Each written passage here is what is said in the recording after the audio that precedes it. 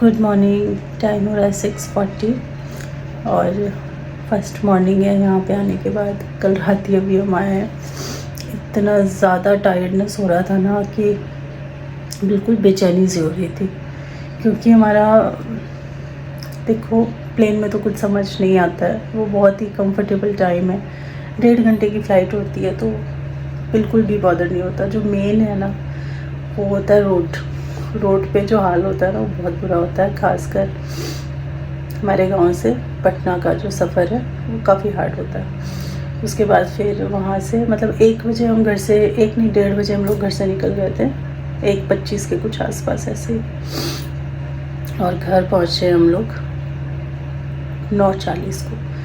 तो काफ़ी आवर्स हो जाते हैं उसमें, इधर से उधर करते रहो। तो बहुत ज़्यादा ही थकावट हो रखी थी। सुबह भी मैं बहुत जल्दी वहाँ उठी हुई थी, तो मैं तो एकदम परेशान हो गई थी सीरियसली। नींद आ गई किसी तरह, चलो सही नींद आ गई। मुझे डर लग रहा था कि कहीं अगर मुझे नींद नहीं आई ना तो मैं और परेशान हो जाऊँगी। तो नींद तो आ गई मुझे। अभी सुबह अपने आप ही ना 6 बजे मेरी आँख खुल गई थी, लेकिन मैं इधर से उधर करवट भरे जा रही थी। 6:30 बजे उठी हूँ और अब आ गए हैं हम अपने किचन में। जब आप ऐसे कहीं से आओ ना तो बहुत नया नया सा लगता है, थोड़ा सा ना एक्साइटमेंट होता है, थोड़ा सा रहता है कि अपने किचन में हम आके काम करेंगे, अपने घर में काम करेंगे। थोड़ा सा वो रहता है जब आप चेंज करो ना कुछ, उसके बाद थोड़ा सा कुछ दिन ना बड़े बोरिंग नहीं होते हैं, एक्साइटेड रहते हो आप। एक्साइटमेंट होती है वही सेम काम करने की, वही सेम रूटीन में आने की। तो अभी थोड़ी एक्साइट है मुझे भी। कुछ चीज़ें, जैसे लास्ट मैंने आपको दिखाया था कि मैं ग्रीन चटनी बना के गई थी। मैं थोड़ा सा दूध फ्रीज़र में डाल के गई थी, तो जो फ्रीज़र में हमने दूध डाला था उससे हमने कल चाय बनाई थी। बर्तन ऐसे ही रखा हुआ है यहाँ पे, अभी सिंक में भी नहीं डाला मैंने। कप वगैरह डाल दी, ये यहीं रखा हुआ है। चटनी बहुत एक्स्ट्रा हरा धनिया था तो मैं चटनी बना के गई थी। तो कल रात को ही चटनी मैंने फ्रीज़र से निकाल के फ्रिज में डाल दी। 2 पैकेट मेरे पास पनीर के थे, तो वो भी मैंने निकाल के देखिए फ्रीज़र से फ्रिज में डाल दिए थे। तो ये सारी अब अच्छी तरीके से इनकी जो आइस है वो निकल चुकी है। तो इन्हीं का मैं सोची हूँ कुछ टिफ़िन बनाऊँगी। बट सबसे पहले पीते हैं पानी।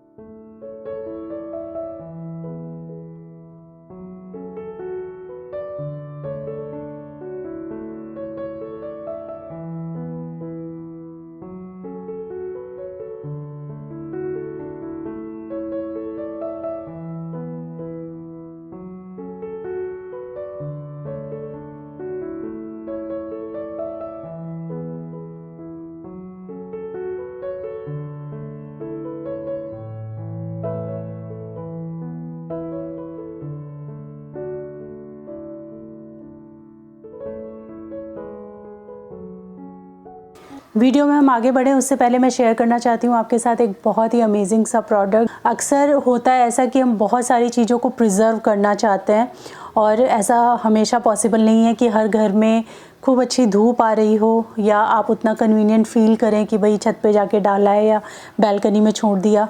उतना हाइजीनिक भी नहीं लगता है, और कई बार तो मौसम ही हमें अलाउ नहीं करता है कि हम किसी चीज़ को डिहाइड्रेट करें और प्रिजर्व करें। तो इन्हीं सब चीज़ों का सल्यूशन लेकर आई हूँ मैं इस प्रोडक्ट के साथ में, जो कि है अगारो रीगल फूड डिहाइड्रेटर, और ये आपकी लाइफ को बहुत ही कन्वीनियंट बनाने वाला है। तो चलिए देख लेते हैं कि ये है क्या डिहाइड्रेटर, क्या क्या मिलता है आपको इसके साथ में, और आप किस तरह से इसके अंदर खाने को डिहाइड्रेट कर सकते हैं। तो ये है अगारो रीगल फूड डिहाइड्रेटर। ये 250 वॉट पावर का है। इसके अंदर आप फ्रूट्स, वेजिटेबल्स, हर्ब्स, पत्तेदार सब्जियां, इन सब को डिहाइड्रेट कर सकते हैं। कैसा भी मौसम हो ये अपना काम एकदम परफेक्ट करेगा। तो चलिए देख लेते हैं कि इसमें आपको क्या क्या मिलता है। यहाँ पे जो आप ये ऊपर का ये लिड देख रहे हैं, ये आपको मिलता है एक्रेलिक में। साथ ही इसमें आपको 5 प्लेट्स मिलती हैं जिनका बेस स्टेनलेस स्टील का है, और जितना भी आप ये साइड साइड में देख रहे हैं उभार और बीच में आपको ये गोल वाला दिखेगा, ये सब एक्रेलिक में। तो जहाँ पर आपका फूड टच होगा वो सारा स्टेनलेस स्टील का पार्ट है। इन ट्रेस को आप सिंपली सोप एंड वाटर से वॉश कर सकते हैं और यूज़ कर सकते हैं। ये सारी की सारी ट्रे एक के ऊपर एक स्टैक होती हैं, लेकिन 2 तरीके से स्टैक होती हैं। एक तरीके में इसके बीच में जो गैप है वो कम रहता है, जिसकी वजह से अगर कोई ऐसे पतली सी सब्जियां हैं, पतले पतले स्लाइस वाली चीज़ें हैं तो आप वो रख सकते हो। लेकिन अगर कोई ऐसी वेजिटेबल है या फ्रूट्स है जो थोड़े से बड़े साइज़ में हैं तो आप इनको पलट के रखिए। पलट के रखने से इन दोनों के बीच का जो साइज़ है वो बड़ा हो जाता है, जिसकी वजह से आप कोई मोटा चंक ऑफ वेजिटेबल या फिर फ्रूट इसके बीच में रख सकते हैं। दोनों तरीकों को करने से इनके बीच में कितना डिफरेंस आता है यहाँ पे स्केल के थ्रू मैंने आपको समझाया है।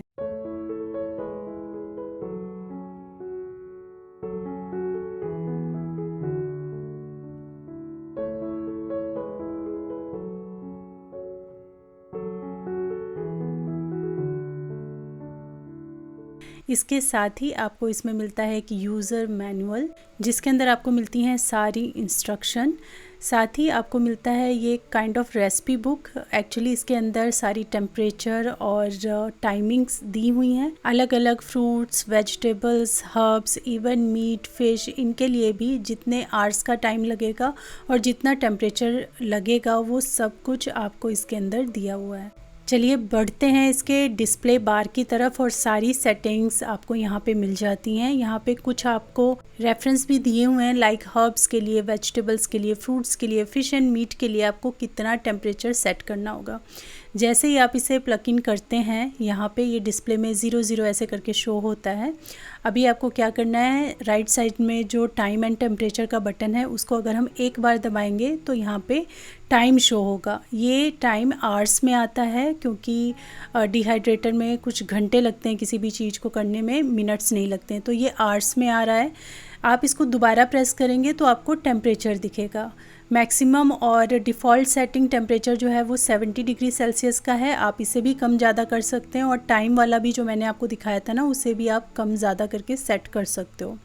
थर्ड बार जब हम इसको प्रेस करते हैं तो आता है फ़ैन का ऑप्शन। अब फ़ैन के ऑप्शन में ना सिर्फ फ़ैन चलता है, टेम्परेचर आपका ऑन नहीं होगा, मतलब हीटिंग आपकी चालू नहीं होगी। तो जो भी आपको सेटिंग रखनी है, जितना भी टाइम रखना है, जितना भी टेम्परेचर रखना है, या फिर सिर्फ फ़ैन चलाना है, इसको सेट करने के बाद लेफ़्ट साइड में आपको स्टार्ट एंड स्टॉप का जो बटन मिल रहा है आपको उसे प्रेस कर देना है। तो उससे टाइमिंग स्टार्ट हो जाती है और प्रोसेस सारा स्टार्ट हो जाता है। मुझे तो सबसे अच्छी चीज़ इसमें लगी है कि आप इसके अंदर अनियन एंड गार्लिक पाउडर बना सकते हैं, जो कि मार्केट में बहुत ज़्यादा एक्सपेंसिव आता है। तो आप onion powder, garlic powder, coriander powder और पुदीने का पाउडर, ये सब चीज़ें जो हम regular day to day basis पे यूज़ करते हैं, इनको आप बड़ी आसानी से इसमें डिहाइड्रेट करके घर पे ही बना सकते हैं। इसके अलावा कोई भी फ्रूट हो, वेजिटेबल हो जिसको आप डिहाइड्रेट करना चाहते हो तो वो भी बहुत इजी है इसके अंदर। मैं भी इसके अंदर कुछ कुछ चीज़ें डिहाइड्रेट करके आप लोगों के साथ शेयर करना चाहती हूँ। तो चलिए हम बनाएंगे इसके अंदर गार्लिक और अनियन का पाउडर। इसके अंदर जो आपको रेसिपी बुकलेट मिलती है उसके अंदर पूरी इंस्ट्रक्शन दी होती है कि अगर आपको गार्लिक पाउडर, अनियन पाउडर, कोई भी फ्रूट वेजिटेबल बनाना है तो टेम्परेचर टाइम तो दिया ही है, साथ ही उसको कैसे प्रेप करना है वो भी बताया हुआ है। तो गार्लिक को आप थोड़ा थिनली स्लाइस कर लीजिए, और इसी तरीके से अनियन को भी आपको थोड़ा थिन करके स्लाइस कर लेना है, और इन ट्रेज़ के ऊपर इस तरीके से अलग अलग करके आपको रख देना है, और ट्रेज़ आप एक के ऊपर एक सेट कर सकते हो।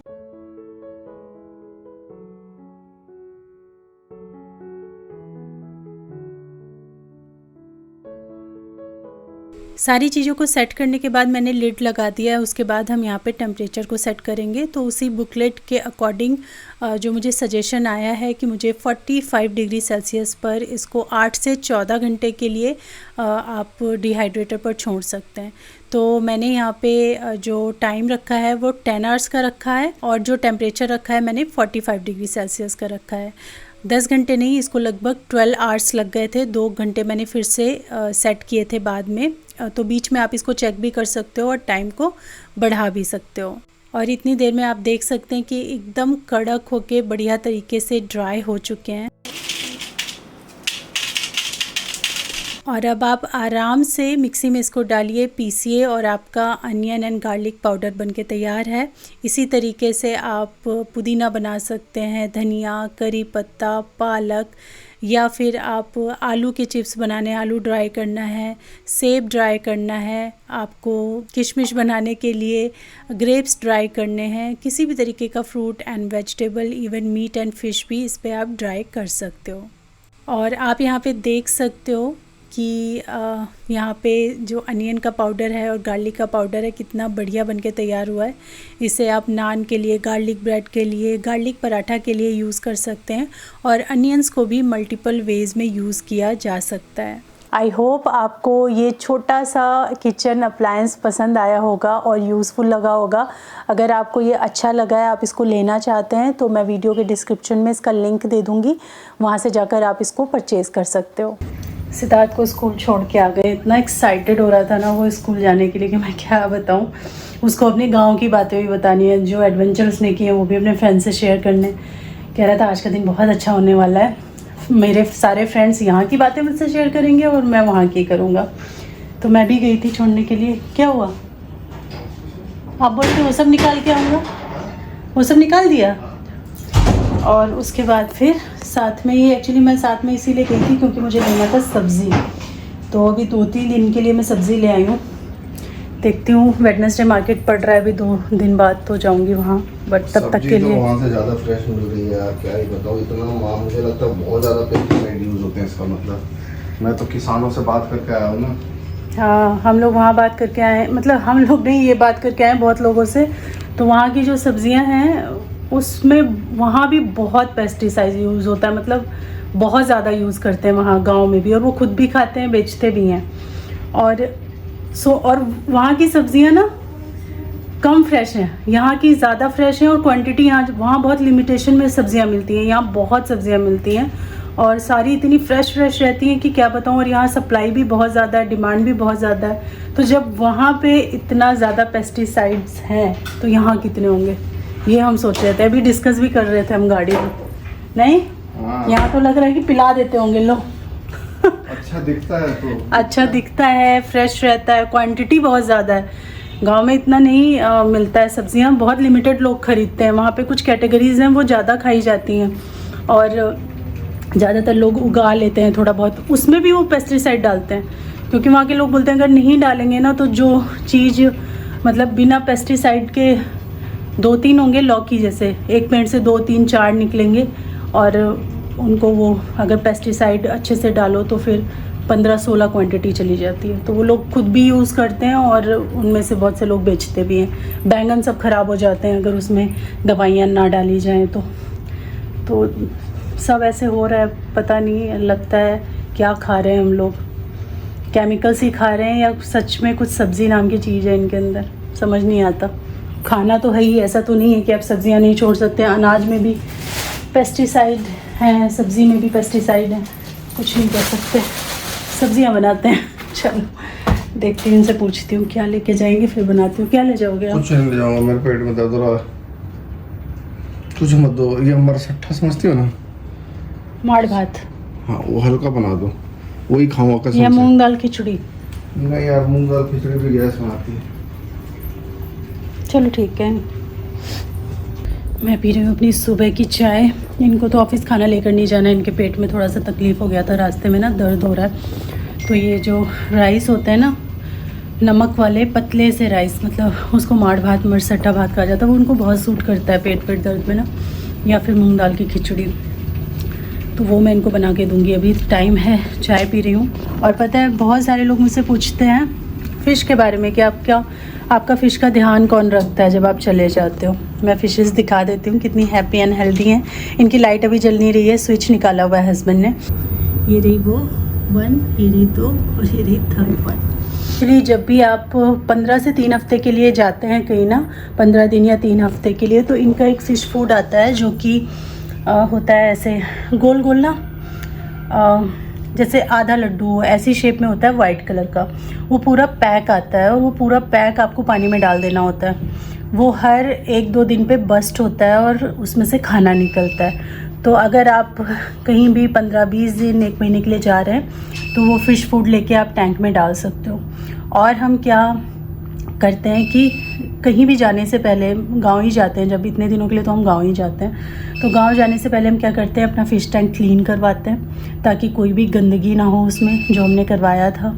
और उसके बाद सारे जो उसमें इक्विपमेंट्स होते हैं, जैसे जिनसे ऑक्सीजन मिलता है, फ़िल्टर होता है, वो सब हम चेंज करवाते हैं या फिर उनको रिपेयर करवाते हैं अगर कुछ होता है उसमें। इस बार जो है फ़िल्टर हमारा बीच में कई बार बंद हो जा रहा था, हालांकि वो बिल्कुल ठीक काम कर रहा था, लेकिन वो कई बार बीच में बंद हो जाता था कुछ टाइम के लिए, फिर ऑन होता था। तो वो रिस्क हम नहीं ले सकते थे, इसलिए हमने नया फ़िल्टर लगवाया, हमने हीटर इसका ऑन करवाया और अच्छे से क्लीनिंग करवाई पूरे टैंक की, पूरा सर्विसिंग करवा करके, और तब हम गए थे वो वाला फ़िश फूड डाल के। तो अच्छे से हैप्पी हेल्दी रहती हैं फ़िश, कोई प्रॉब्लम नहीं होती है। और प्लांट्स जो हमारे यहाँ थे ना, वो हम बाहर रख गए थे। तो बगल वाली आंटी जी है ना, उनसे मैंने बोल दिया था कि आप पानी डाल देना प्लीज़, तो उन्होंने बोला हाँ मैं डाल दूँगी। तो वो भी बहुत हेल्दी हैप्पी हैं, बाहर रखे हुए अभी। आज मैं उनको ले आऊँगी घर में, पी लेती हूँ चाय। दूसरी बार मैंने गर्म की है, नहीं ये भी ठंडी हो जाएगी बातों में। ये ऑफिस भी चले गए हैं और ये देखो बैग्स, क्योंकि इनमें से ज़रूरत का सामान ना हम निकालते जा रहे हैं अभी सुबह सुबह फटाफट। इनको थोड़ा सा मैं अभी एकदम पूरा अनपैक करने का तो टाइम नहीं है, क्योंकि अभी मुझे काम भी करना है, वीडियो भी एडिट करनी है, और मेरे ना काफ़ी सारे ऐसे कोलैबोरेशंस वगैरह थे जो मैं रोक करके गई थी, वो भी मुझे करने हैं। कुछ तो मैंने मना ही कर दिए थे और कुछ जो है वो जो थोड़ा डिले कर दिए थे, तो वो भी करने हैं मुझे। तो आज मतलब ऐसा नहीं कुछ रिलैक्स होने वाला है, हेक्टिक डे पूरा मेरा होने ही वाला है। तो ये थोड़ा बैग ना थोड़े थोड़े मैं मैनेज करूँगी।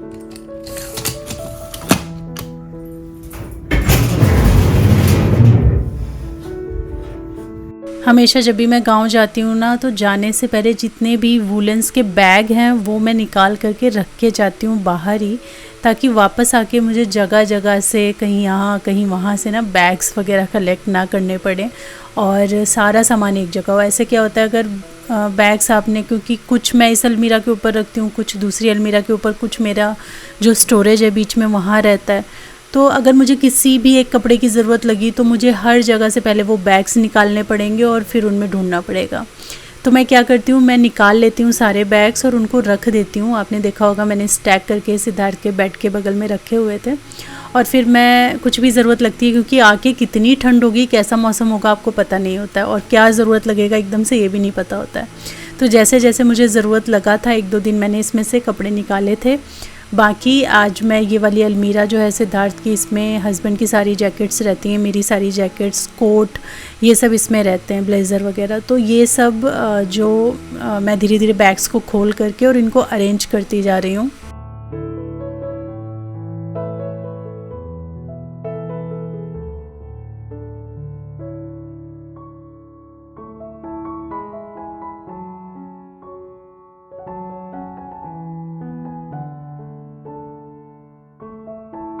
और ये क्लिप ना 2 दिन बाद की है। फिर मैंने प्रसाद वगैरह सारा सॉर्ट किया। हस्बैंड के ऑफ़िस में तो जिस दिन हम लोग आए थे ना रात में, उसके अगले दिन ही जब उन्होंने ऑफ़िस ज्वाइन किया था, उसी दिन मैंने दे दिया था। और प्रसाद सबको इतना ज़्यादा पसंद आया ना, बहुत अच्छा लगता है। मतलब जितने गए थे बहुत ज़्यादा करके मैंने भेजे थे, सबके सब ख़त्म हो गए। इवन अगले दिन वो 10-12 ठेकुआ और लेके गए, क्योंकि जिन लोगों को बहुत ज़्यादा पसंद आया ना, उन्होंने बोला सर कुछ भी करके एक एक और ले आना। तो फिर अगले दिन थोड़े से और दिए थे मैंने। बाकी देने को तो मैं सारे दे दूँ, ख़त्म हो जाए वहाँ पे, लेकिन एक्चुअली ये प्रसाद सबके लिए आया है ना, तो सबका सोच के फिर मैंने इतना प्रसाद रखा है। और हम लोग ना आए थे संडे रात को, और मंडे मॉर्निंग से फिर सिद्धार्थ का स्कूल और ये सब कुछ शुरू हो गया था। तो मंडे टू लेकर पूरा फ्राइडे तक तो बिल्कुल भी टाइम नहीं है। और इतना देर हम प्रसाद रोक नहीं सकते, तो जो लोग थोड़े दूर दूर के थे उनको हमने पोर्टर के थ्रू प्रसाद भिजवा दिया।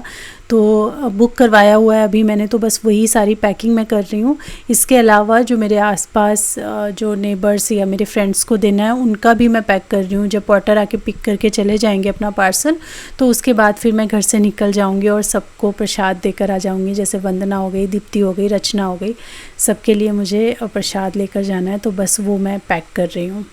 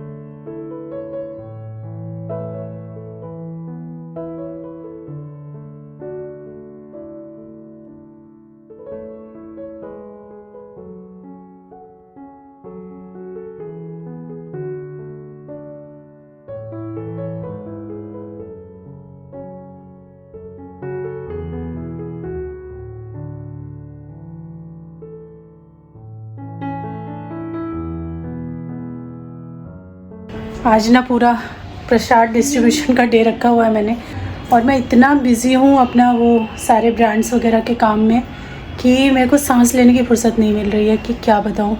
तो आज मैंने सोच के रखा था कि आज तो मैं सबको प्रसाद डिस्ट्रीब्यूट कर दूँगी। सारा मैंने पैक कर लिया है, और वंदना का बर्थडे था इस मंथ, तो जब मैं वहाँ थी तब था। और साथ में ही मैंने उसके लिए मंगाई है चॉकलेट, और एक और चीज़ मंगाई है मैंने कहा चॉकलेट बड़ी वाली मिल ही नहीं रही थी, पता नहीं ब्लिंकिट पे आउट ऑफ स्टॉक थी क्या था, तो मैंने एक चॉकलेट मंगाई है, और साथ में उसका मुंह मीठा करने के लिए मैंने मंगाया मिल्क केक। तो वो वाला केक नहीं, तो मिल्क केक काट लेंगे हम। और ये बंदर की तरह उछल रहा है, तो ये उसका मुंह मीठा करने के लिए। ओफो क्या कर रहे हो? गुलाब जामुन। और एक ये भी मुझे देना है।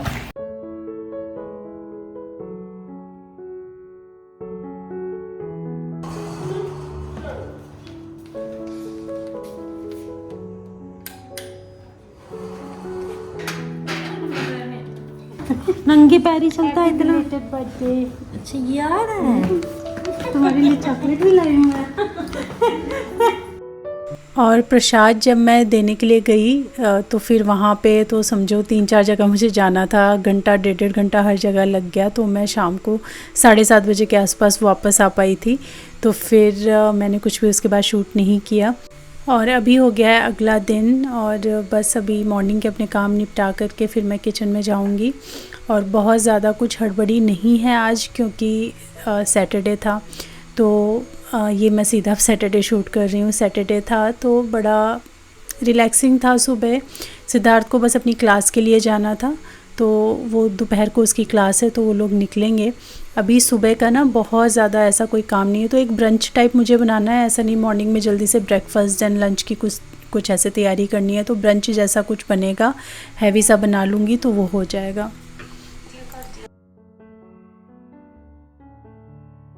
वैसे भी हम वहाँ से वापस आए, सिद्धार्थ 1 या 2 दिन स्कूल गया होगा, उसके बाद ऑनलाइन क्लासेस लग गई, क्योंकि दिल्ली में इतना ज़्यादा पोल्यूशन इस बीच हो रखा था, और अभी भी पुअर क्वालिटी इंडेक्स चल रहा है, एयर क्वालिटी इंडेक्स। तो इस बार तो हमें पूरी ही मतलब जो पोल्यूशन की मार है वो झेलनी पड़ी थी। हर बार क्या होता था, अगर मिड ऑफ नवंबर या लास्ट नवंबर तक होता है ना, कई बार दिवाली बहुत आगे खिसक जाती है, छठ बहुत आगे खिसक जाती है, तो उस टाइम ना सारा यहाँ पे जब हम जाते थे तो पोल्यूशन होता था, वापस आते आते सेटल डाउन हो जाता था। लेकिन इस बार तो हमारे वापस आने के टाइम ही सारा पोल्यूशन था, और वापस आए तब से तो पोल्यूशन ही पोल्यूशन, यहाँ बहुत ज़्यादा पोल्यूशन था। जब हम आए तो उसके 1-2 दिन तो धूप ही बिल्कुल नहीं निकली, वो धुआं सा सारा भरा हुआ था। अभी थोड़ा धूप निकलने लगी है ठीक से, लेकिन एयर क्वालिटी इंडेक्स तो अभी भी ख़राब ही चल रहा है। आज मैं ये चने की सब्ज़ी बनाऊंगी। तो ये भिगो करके मैंने रखे थे कल मॉर्निंग में, कल शाम के लिए, लेकिन कल शाम फिर मैंने कुछ बनाया नहीं। मैंने बोला ना कि मैं प्रसाद डिस्ट्रीब्यूट करते करते ही मुझे 7:15 7:30 हो गया था। तो मेरी फ्रेंड है जो दीप्ति, उसने दाल और सब्ज़ी भिजवा दी थी कि मैंने बनाई हुई है तो तुम दाल सब्ज़ी ले लो। तो रोटी बस मैंने रोटी थोड़ा सा बना लिया था तो मेरा डिनर हो गया था। तो फिर ये चने मैंने उठा के रख दिए थे जो कि मैं आज बनाने जा रही हूँ।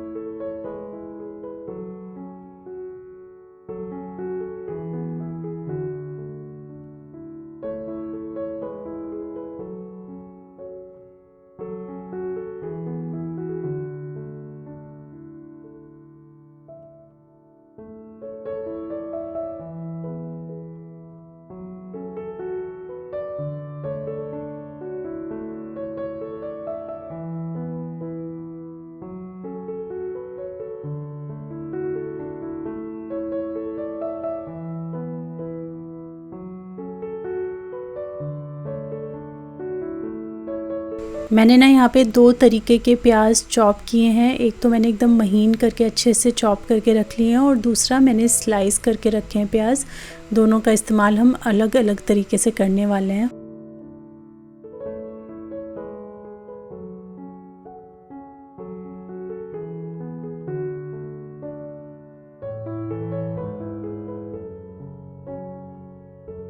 और यहाँ पे एक मिक्सी के अंदर मैंने अदरक, लहसुन, थोड़ा सा जीरा, थोड़ा सा काली मिर्च और थोड़ा सा पानी डाल करके ना एक मिश्रण बना लिया। और हरी मिर्च भी मैंने इसमें ऐड की है।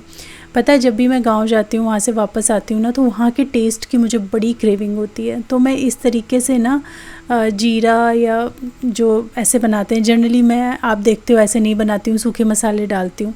मैं ऐसे पेस्ट बना के नहीं बनाती। लेकिन गांव में ना हर सब्ज़ी जो मसालेदार है उसको इस तरीके से पेस्ट बना के तैयार किया जाता है। तो जब भी मैं यहाँ वापस आती हूँ और मुझे क्रेविंग होती है तो मैं कोशिश करती हूँ कि ये जो एक तरीका है मैं ऐड करूँ उन सब्जियों में। लेकिन कुछ भी ऐड कर लो, पता नहीं क्यों वहाँ की तरह फ्लेवर नहीं आता है, फिर मैं बड़ी डिसअपॉइंट हो जाती हूँ। पता है, गांव की हर चीज़ का फ्लेवर अलग है। अगर आप लोग भी जाते हैं गांव ऐसे अलग जगह पे तो आप मुझे कमेंट करना, बताना कि चाहे वो चाय हो, चाहे किसी भी तरीके की सब्ज़ी हो, हर चीज़ का टेस्ट एकदम अलग हो जाता है। और ये फ़र्क पानी की वजह से भी पड़ता है। तो बताइएगा, शेयर कीजिएगा अपना एक्सपीरियंस। चलिए फ़िलहाल हम रेसिपी पे आते हैं। तो सबसे पहले मैंने यहाँ कुकर चढ़ाया था। कुकर के अंदर मैंने थोड़े से जो स्लाइस किए हुए अनियन रखे थे वो थोड़े से फ्राई किए, उनको निकाल लिया। उनका भी मैं पेस्ट बनाऊंगी। और उसमें फिर मैंने यहाँ पे ऐड कर दिया थोड़ा सा तेल, साथ ही खड़े मसाले जैसे बड़ी इलायची, छोटी इलायची, साथ ही लौंग डाली है, तेज़पत्ता डाला है और जीरा डाला है। प्याज डाल करके ना हम इसको भून लेंगे अच्छी तरीके से। तो प्याज हल्का सा कलर चेंज कर ले, फिर ये जो पेस्ट हमने बना के तैयार किया है ना, इसमें जीरा है, काली मिर्च है, हरी मिर्च है, अदरक है, लहसुन है, इसका अच्छा सा पेस्ट बन गया। हल्का दरदरा ही मैंने इसको रखा है। और फिर इसको डाल देंगे हम और थोड़ा सा पानी डाल के आपको इसको खूब अच्छी तरीके से पका लेना है जब तक ऑयल ना थोड़ा सा सेपरेट होता हुआ आपको ना दिखने लगे। दूसरी तरफ मैंने जो प्याज निकाले थे ये हल्के से ठंडे हो गए हैं। इनको मिक्सी में डालूंगी और इनका मैं पेस्ट बना लूँगी। टमाटर भी साथ में इसमें ऐड कर देना है आपको। तो 3 मैं यहाँ पे टमाटर यूज़ कर रही हूँ। यहाँ पे मैंने लाल मिर्च लिया है, फिर मैंने लिया है हल्दी का पाउडर, फिर मैंने लिया है धनिया का पाउडर, साथ ही चने यूज़ कर रही हूँ। तो चना मसाला थोड़ा डालना ज़रूरी है क्योंकि इसके अंदर अनारदाना वगैरह सब होता है जो कि चने का जो मतलब फ्लेवर है वो इन्हेंस करते हैं ये मसाले, इसीलिए अलग अलग मसाले बने हुए हैं। तो थोड़ा सा 1 चम्मच चना मसाला भी मैंने डाला है। उसके बाद ये टमाटर और जो इसका पेस्ट था प्याज का वो भी मैंने इसमें ऐड कर दिया। नमक ऐड कर देंगे, पानी ऐड कर देंगे और इसको ढक करके ना हमें अच्छे से, जब तक ये एकदम गाढ़े कलर का नहीं भून के तैयार होता ना, तब तक आपको इसे पकाना है।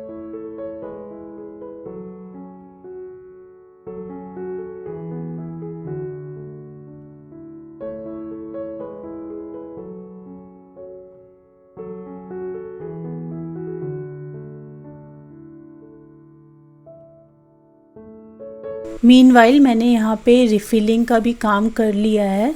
तो थोड़ा बहुत मसाला डब्बा में रिफ़िल मांग रहा था, फिर नया पैकेट मैंने चना मसाला का खोला था वो भी भर दिया है, सूखी मिर्च भी ख़त्म हो गई थी, ये भी फिल कर दी है।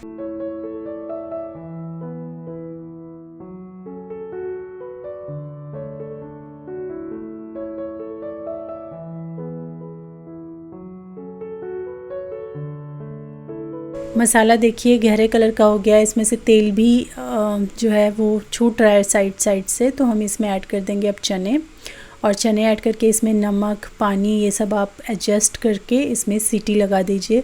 4-5 सीटी इसमें लगेंगी और चने अच्छी तरीके से सॉफ्ट हो जाएंगे।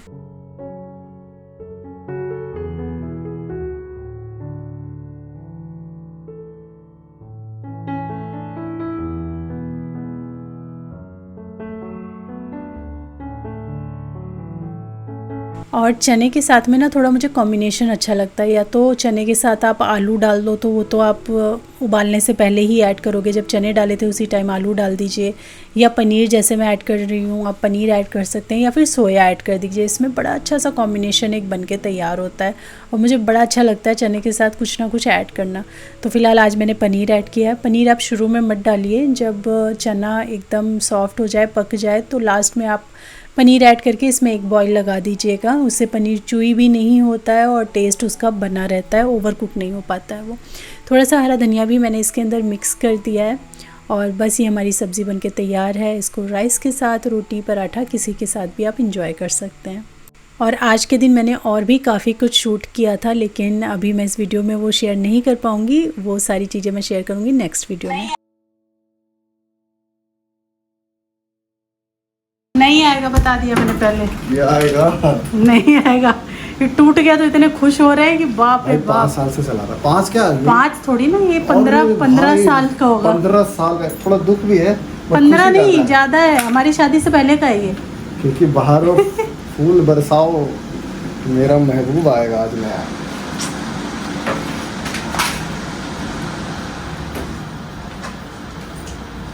और जो दूसरे गिटार है उनसे काम चलाओ ना।